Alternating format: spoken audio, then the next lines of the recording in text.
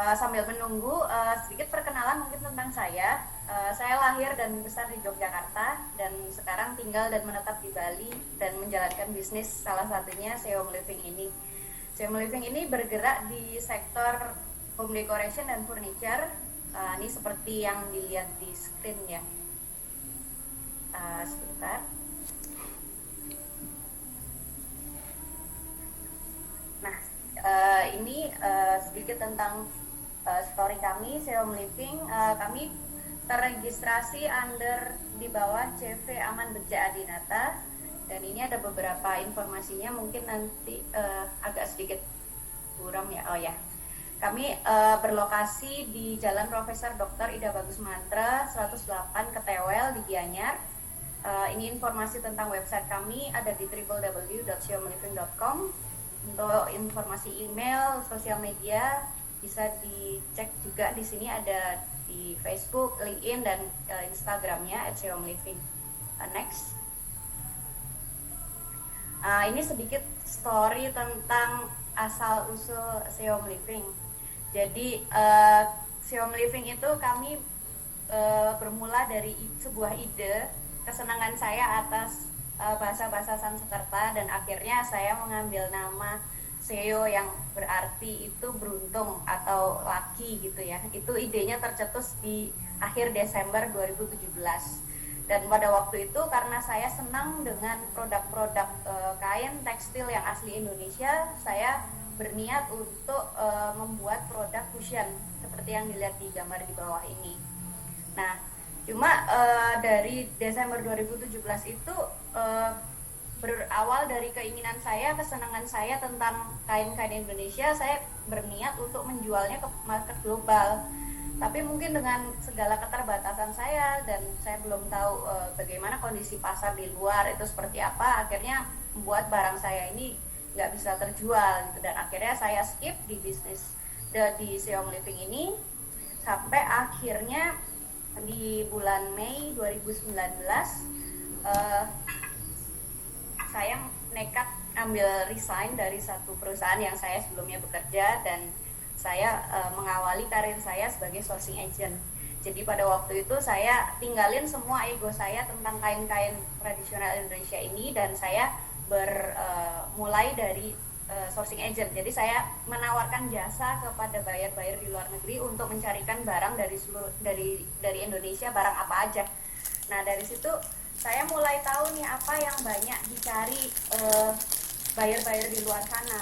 Nah, satu kata kunci yang saya dapat itu mereka senang dengan kata handmade. Indonesia ini cukup beragam barang-barang handmade dan craftnya, sampai ke barang-barang yang furniture pun kita masih menggunakan manual, buatan tangan seperti itu ya. Dan akhirnya memutuskan saya saya ada di jalan yang sudah benar, saya mau ada di sourcing agent. Nah, pada awal bisnis saya waktu itu berpikir hanya dengan modal 15.000 ya, bensin, naik motor keliling Bali dari Denpasar ke Ubud dan balik lagi Denpasar ke Canggu ke Ketewel. Nah, seperti itu dengan modal kamera HP untuk memfoto yang mengambil gambar dari para pengrajin yang ada di Bali sini, berasumsi saya akan mendapatkan buyer atau paling enggak engage dulu dari calon buyer ini, menanyakan ada produk apa lagi dari Indonesia. Pada waktu itu mindset saya seperti itu, dan ternyata itu berjalan dengan promosi, strategi promosi. Pada waktu itu saya hanya menggunakan media sosial. Saya banyak posting gambar-gambar pengrajin seperti itu. Akhirnya banyak terjadi engagement ya dari calon buyer, dan akhirnya saya mendapatkan buyer pertama saya itu buyer dari Australia pada waktu itu. Dan cukup excited ya, karena pada waktu itu benar-benar saya dari resign dan memulai bisnis ini dari nol, dan dapat buyer ini senangnya bukan main. Padahal setelah dijalanin, buyer ini ternyata pengen barangnya itu macam-macam ya. Saya harus cari ke Ubud, ke Denpasar, balik lagi ke Canggu, nanti ke Ketewel, ke Karangasem, hanya untuk mengejar profit Rp10.000 pada waktu itu. Sedangkan bensin saya udah 15.000 aja udah habis gitu kan. Jadi setelah dari pengalaman itu kita berpikir kalau oh ini ada strategi yang salah di sini.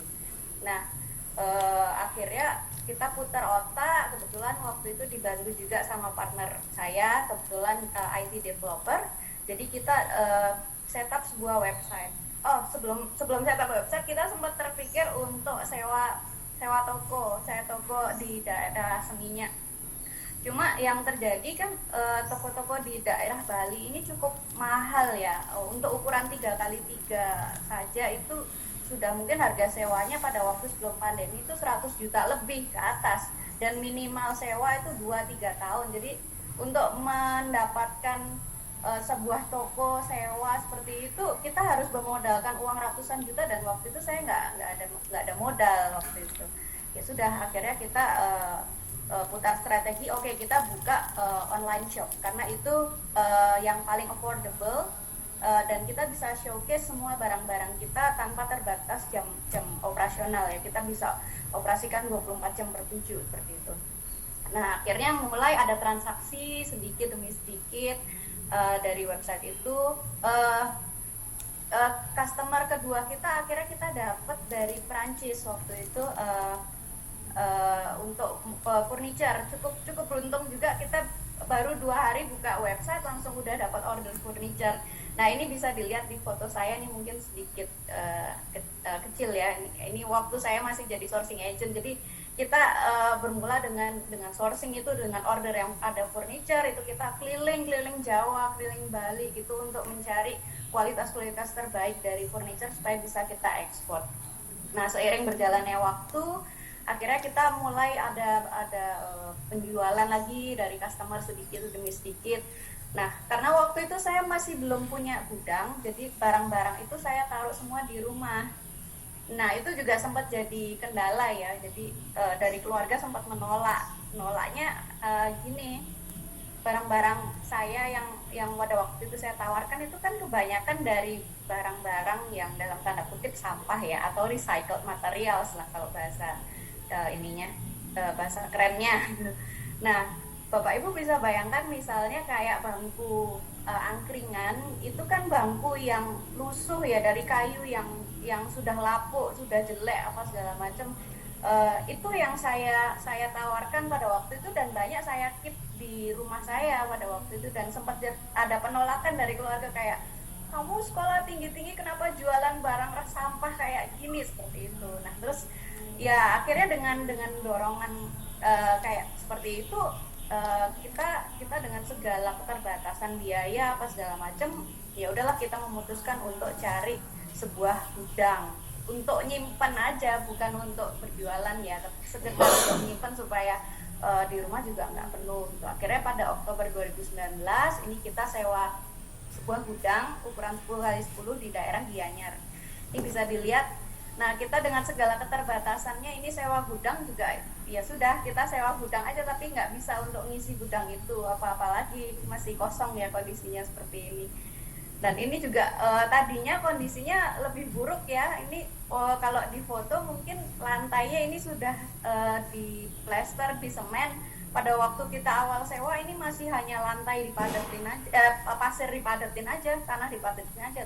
Kita nukang sendiri, kita ngecor sendiri, kita ngecat sendiri, dan itu kita bagi waktu sambil sourcing barang, sambil kita nanti malamnya untuk rapikan gudang ini. Kadang itu bisa kerja kita sampai jam 1, jam 2 pagi seperti itu. Dan akhirnya di Desember 2019 karena order sudah mulai cukup intens ya, cukup banyak, kita mulai coba untuk keep some stocks untuk beberapa produk karena kita pengen time frame delivery ke customer itu lebih cepat. Ini bisa dilihat fotonya ya, masih belum tertata rapi ya, beberapa produk aja masih belum terlalu banyak. Mungkin next. Nah pada awal tahun 2020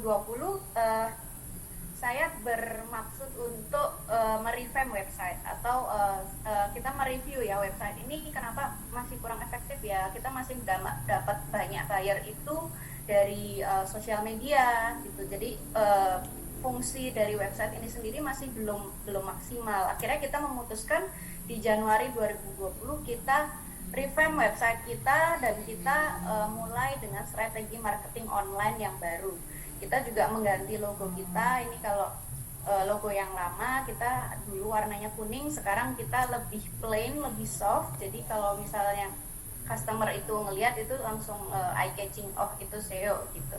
Kita juga ganti tagline kita sekarang tagline-nya Spice Up Your Sustainable Living. Jadi memang itu isu yang kita angkat sekarang, sustainable living. Nah setelah ini kita revamp website ini berbarengan kemudian dengan pandemi COVID ini masuk ke Indonesia, dan itu bagi kami cukup jadi tantangan juga ya, dimana toko-toko di Bali, rekan-rekan kami di Bali juga banyak yang tutup gulung tikar, sampai akhirnya toko-toko di daerah Legian, di Ubud dan sekitar Denpasar itu banyak yang nggak menjual tokonya atau over kontrak seperti itu. Nah tapi buat kami itu jadi sesuatu yang berkebalikan gitu. Di awal Februari 2020 kita malah bingung ya, kita malah order itu tiap hari malah datang, dan itu kita malah bikin stok itu makin banyak di gudang. Jadi ini bisa dilihat fotonya, kalau di rak yang sekarang ini rak barang ini sudah mulai terisi dibandingkan dengan foto yang tadi sebelumnya gitu. Dan kita sempat di reach out juga dari negara-negara yang di luar ekspektasi kita. Kemudian pada bulan Mei 2020 karena kita sempat di reach out dari buyer dari Eropa, dan itu cukup besar, dari satu perusahaan real estate. Dia cabangnya ada di Spain, Norway, dan New York. Mereka minta kami official dokumen legal company-nya. Nah pada waktu itu memang kami belum setup jadi company. Akhirnya memutuskan karena kita mendapatkan potensial buyer, oke, kita legalkan bisnis ini jadi namanya CV Aman Beja Adinata. Nah sembari berjalannya bisnis ini, di bulan Juli kita juga meng-hire fotografer dan seorang admin untuk membantu kita operasional di kantor. Jadi ini fotonya kalau Bapak Ibu bisa lihat di sini, ini masih multifungsi ya. Jadi ada gudang, ada kantor juga, kita sharing table di situ. Jadi semua staf kerja di situ berbarengan dengan saya, packing juga di tempat yang sama. Dan ini ada layar putih ini gantung di atas, itu sebenarnya background untuk foto. Jadi kalau kita mau foto itu backgroundnya kita turunkan, kalau kita nggak foto kita gulung lagi ke atas seperti itu. Jadi ya karena keterbatasan kami itu dengan ruangan juga dengan kondisi, jadi akhirnya kita ya campur-campur semua di situ dalam satu gudang. Nah di Agustus 2020 kita mulai kebanjiran order. Ini warehouse kita sudah sampai full, dan bahkan nih sampai di luar-luar barangnya, sampai kita juga sudah bingung ya karena udah banyak ditanyain juga takut barang itu rusak gitu. Jadi oke, kita memutuskan di Oktober 2020 kita menyewa lagi sebuah kantor dan galeri supaya bisa menyimpan produk kami lebih banyak lagi. Next.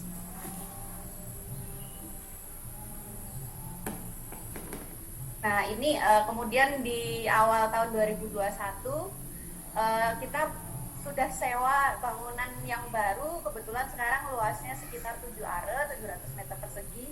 Tapi juga ordernya akhirnya tetap jalan gitu. Jadi ini office dan galeri kami full of package ya, seperti ini ada fotonya. Jadi kita juga kita strategi marketingnya waktu itu kita sudah yakin ini jalan yang benar gitu. Dan pada waktu itu akhirnya bulan Maret 2021 saya sempat dikontak sama Bu Dea ya. Waktu itu Bu Dea telepon langsung dengan saya dan bilang saya orang Indonesia yang tinggal di Finlandia. Waktu itu saya juga sempat bingung ya Bu, kayak ini siapa orang Indonesia tinggal di Finlandia. Terus akhirnya Bu Dea minta saya kirim email saya supaya diajak untuk acara seminar perkenalan Vindolainen pada waktu itu. Nah di seminar Vindolainen waktu itu kita juga sempat diberikan market brief atau market intelligence tentang bagaimana cara memasuki pasar Finlandia. Nah dan akhirnya kita juga berlanjut, akhirnya kita ada business matching waktu itu juga dengan Juho ya Bu, Juho, dan akhirnya kita dikenalkan juga dengan Anita di situ, dan akhirnya ada kesepakatan dagang di situ. Akhirnya kita bisa masuk ke pasar Finlandia lewat Parolan Provinsi.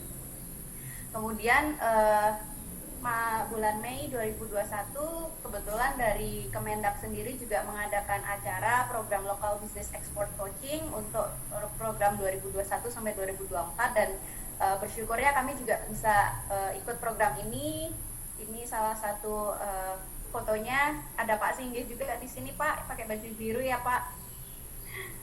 Terus bulan November kemarin kami juga bisa beruntung bisa mendapatkan ada nota kesepahaman antara kami dengan salah satu company di Malaysia untuk menjadi penunjukan distributorship di area Malaysia, Singapura, dan Brunei.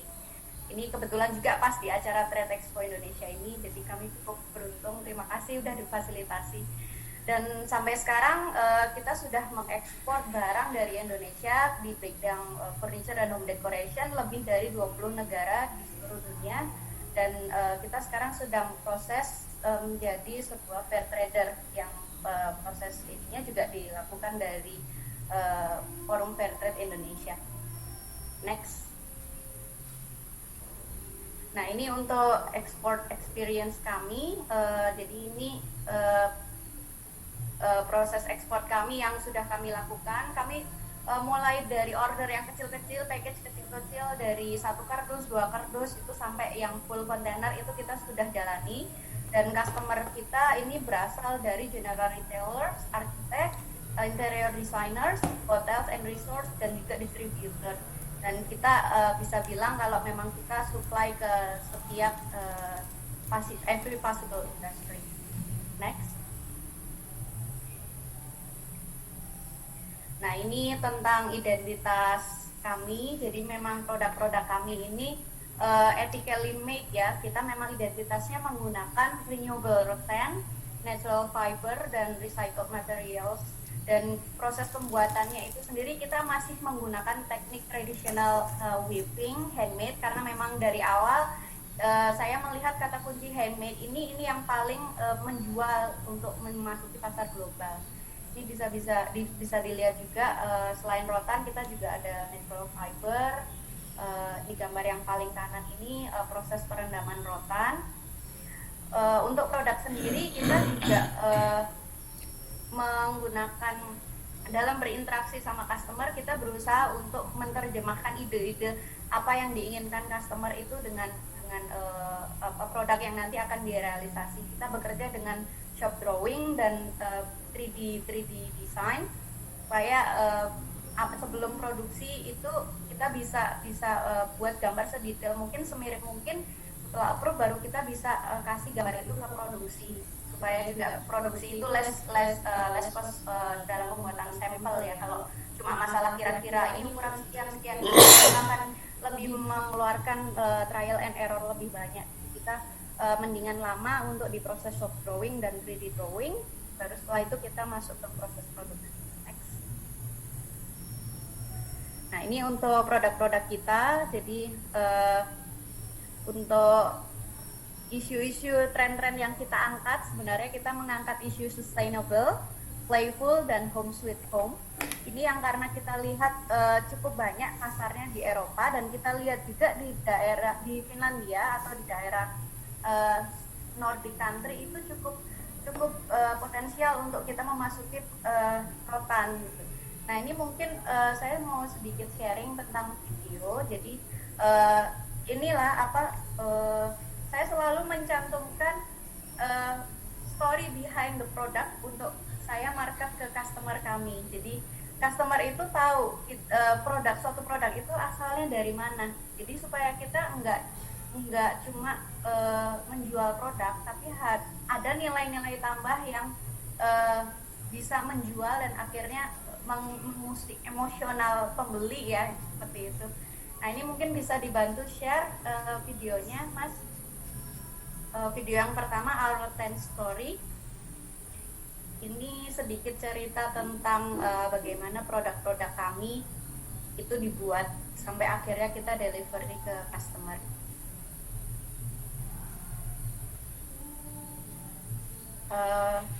Videonya Mas.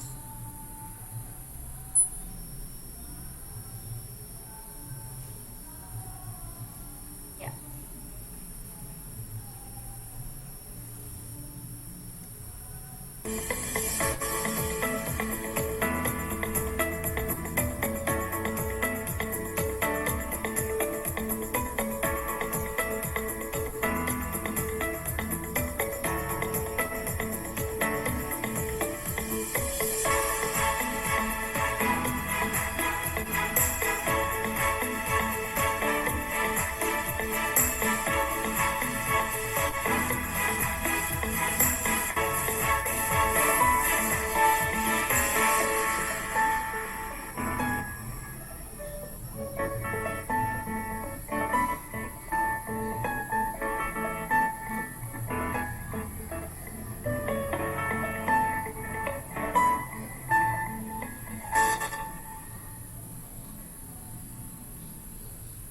Ya, itu sedikit tentang cerita di balik produk-produk rotan kami. Jadi itu bisa dijadikan unique selling point kita kalau kita mau memasuki pasar Eropa, mungkin juga khususnya Finlandia ya. Nah, itu bentuk-bentuk storytelling yang seperti itu kita bisa kemas yang macam-macam bentuknya. Kita ada kemas salah satunya dengan video itu tadi. Kita juga bisa kemas dalam bentuk labeling. Jadi kita bisa sedikit cerita nih ke customer, kayak misalnya oh kursi yang kamu pakai ini asalnya dari sini loh, rotannya dari daerah sini, terus siapa yang menganyam ini, dan dengan membeli produk ini kamu menyumbang sustainability atau memberikan mata pencarian buat masyarakat lokal sekitar. Jadi itu akan menjadi unique selling point kami, unique selling produk kita dalam memasuki pasar Eropa, karena orang-orang Eropa itu cukup senang ya dengan cerita-cerita yang dibalik produk. Nah, ini untuk style yang kami usung, kami juga ada mengangkat style bohemian, hostel, farmhouse, dan tropical. Nah, ini selain produk rotan, kita juga dilengkapi dengan produk-produk dari material lain, seperti yang bisa terlihat ini ada batik, ada bulu ayam, ada kerang juga, dan ada ukiran kayu. Ini juga ada natural fiber dari anyaman Kalimantan. Nah, ini saya ada video lagi, salah satu dari pengrajin ukir kami. Mungkin bisa dibantu lagi Mas videonya untuk video itu.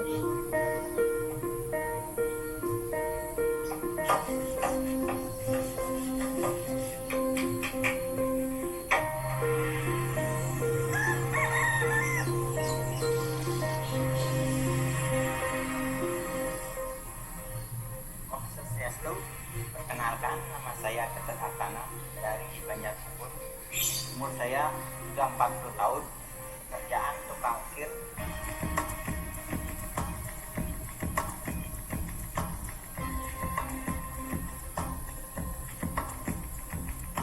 Untuk pekerjaan ukir yang sampun mulai dari umur 9 tahun, kurang lebih kelas 4 SD sudah mulai menggeluti pekerjaan tukang ukir.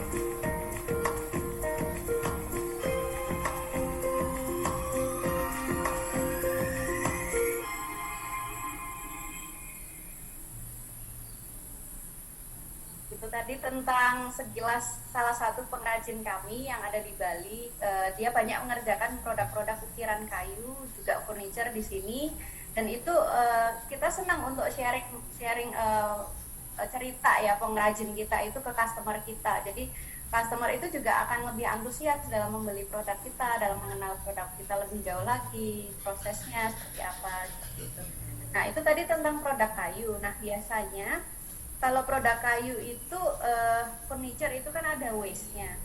Kita juga berusaha sustainable ini kepada lingkungan ya. Jadi bukan kalau tadi mungkin lebih banyak saya cerita tentang ke people dan produknya.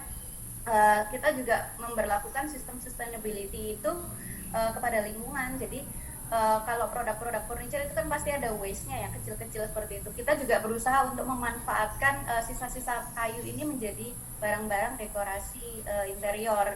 Kita biasanya gunakan untuk bahan tablewares atau peralatan makan dari kayu. Nah ini sebelum ke slide minta diputar lagi Mas videonya yang ketiga, judulnya A Gift from Nature.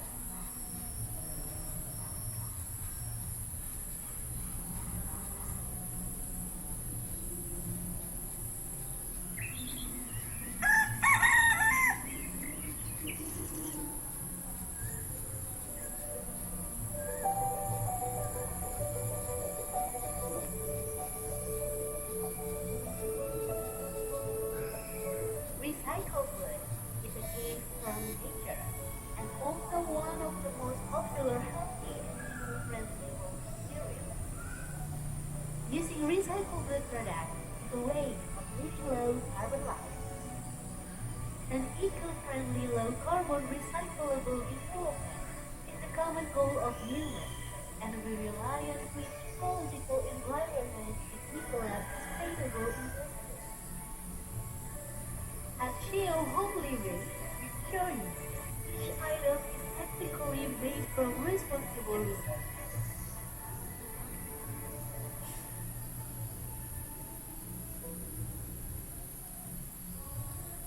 Ya, itu tadi tentang produk kayu. Jadi memang kayu-kayu yang kita pakai itu sisa-sisa dari bahan furniture yang biasanya besar-besar, itu kan ada sisanya kecil-kecil. Kita berusaha juga untuk memanfaatkan supaya nanti mendapatkan zero waste, supaya efek ke lingkungannya ini juga tidak terlalu banyak ya, tidak terlalu besar. Kemudian mungkin balik lagi ke slide.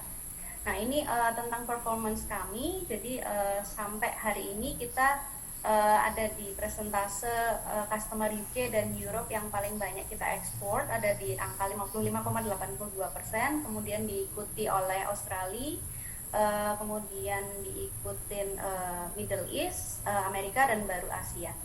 Nah kita Xiong Living ini sendiri juga sudah officially registered di INA Export, di INALEC, dan beberapa ITTC yang sudah ada. Kita juga resmi terdaftar di Fin Partnership, ini bisa dilihat di linknya.